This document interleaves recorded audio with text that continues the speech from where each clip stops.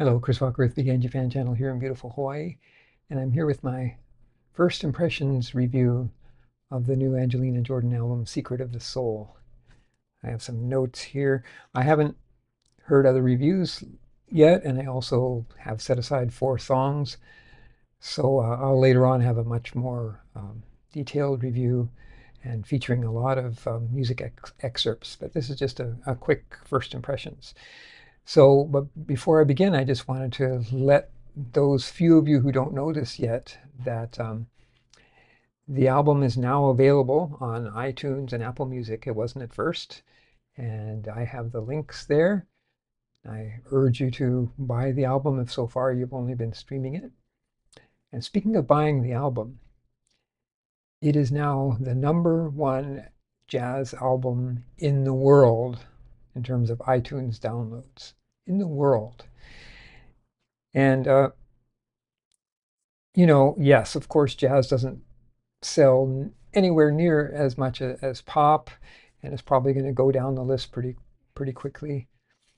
But I mean, come on, this is the #1 downloaded album in the freaking world, and it's by a 19-year-old, and that is saying something.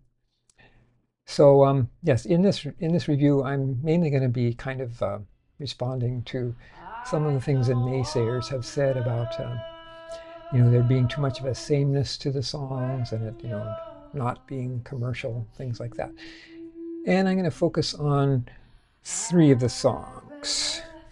So let's see here. Okay, so just starting out right away with the first song, So Peaceful Beside You. Well, I think this song has actually quite a bit of variation to it. It starts out kind of this loping, almost kind of country feel. And then at the about 108, it just completely changes gears into this much higher register and just these achingly emotional vocals that remind me a lot of Roy Orbison. And yeah, that's just a very big strength throughout this album, is that Angelina Jordan's voice has never sounded richer or more emotional. And this part of this song is a prime example of just how emotion-soaked these vocals are. Then later on, it kind of drops back to the more loping country feel at the end, but it also adds this graveliness. So there's not really a lot of sameness there, and just superb vocals. Another one I want to point out is the song Falling For You. Now this one people have talked about how there's not like a lot of belts or runs, and there are not a lot of belts in this album. It's not that kind of album. This is an album of quiet songs of longing and love, but there are some very beautiful sustained runs, and this one has that. Like, listen to the word divine, which is sung in this beautiful, long, divine run. And also another thing about this song is that it shows how, while this album has a theme of songs of love and loss, it's not only that. This one has some just absolutely brilliant lyrics that I think could be interpreted as talking about the music industry in much the same way that songs like Good and Goodbye and Diamonds are talking about how she was mistreated by the music industry. Like, there's this line, beautiful line here, you broke me soft without a word, yet in that break a song occurred. Now that could be, about how Republic Records, or just the music industry in general, was trying to make her sound a certain way, and hurt her in that way. But in doing that, she found her roots. This is very much like a roots album, going back to the music that she really loves. But that lyric, just in terms of just quality of a lyric, is so wonderful. Without a word, yet in that break a song occurred. That rhyme there. Okay, and the last song I'm going to focus on here is Kiss Me One Last Time.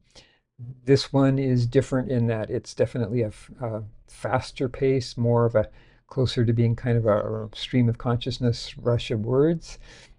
Not completely like that, but going more in that direction. And in that way, it reminds me of Bob Dylan. It also has some lyric content that very much reminds me of Bob Dylan.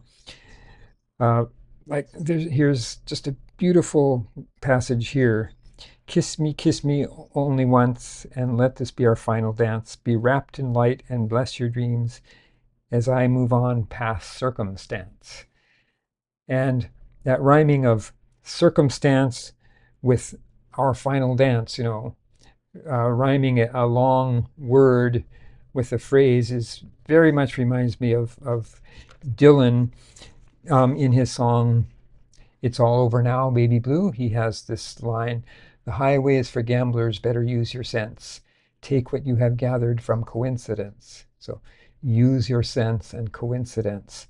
So there's some fantastic lyrics in this album, and that's one question I have is, you know, just how much of the lyrics are Mary and how much are Angelina Jordan, because I feel like a substantial portion are Angelina Jordan, and I'll talk more about that in my more in-depth review. So that's all I have for now. The full review will be much longer and contain a lot of song excerpts. And I will have also listened to the 4 songs that I've kept out. Remember, I'm giving this a very high review, even though I haven't heard 4 of the songs that are supposedly among the best. But also, I'm looking forward to hearing what other people have to say about this. And I'm hoping that some questions I have about just who wrote the music, who played the instruments, who did the arrangements, if some of those questions are answered. So in the meantime, I'm just going to keep on listening, and I urge you to do the same. This is one of those albums that really rewards repeated listenings. More and more is revealed. And again, I urge you, if you have not actually purchased this album, go to iTunes, go to Amazon. Again, the links are in the description and in the first comment.